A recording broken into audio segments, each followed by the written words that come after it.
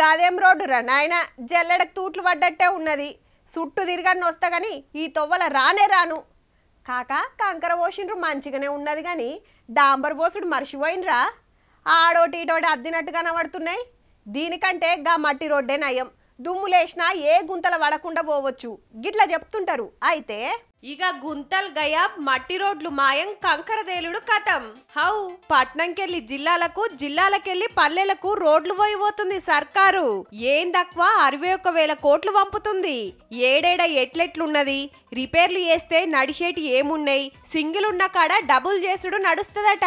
జెప్పున్నే టెండర్లు విల్సుడే డాంబర్ ఓసుడే అని సాటింపేసిండు సడకుల మంత్రి కోమటిరెడ్డి వెంకటరెడ్డి సారు. ఎప్పుడో వెనకట ఓసినాయ మరి. పబ్లిక్ వెరగబట్టిరి, బండ్లు కార్లు ఆటోలు బస్సులు పెరిగే. పాత సర్కార్ల రిపేర్లకు కూడా పైసలియక ఆనలకు ఖరాబై ఏండ్లకేండ్లు గుంతల రోడ్ల మీద ఉయ్యాలలు ఊగుడే అవుతుంది ఆడాడా. అట్లనే హైదరాబాద్ కెళ్లి విజయవాడ పోయే నేషనల్ హైవేను 6 లైన్లు 8 లైన్లు చేయాలని డిసైడ్ చేసింది గవర్నమెంట్. 10,000 కోట్లు ఖర్చు పెడతారట. హౌ మరి దినాం లక్షల మంది తిరిగే పెద్ద రాస్తా.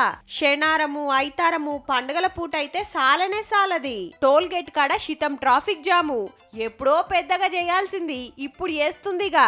అట్లనే హైదరాబాద్ తాండూరు తొవ్వను కూడా దబ్బున పెద్దగా చెయ్యుండ్రి సార్లు.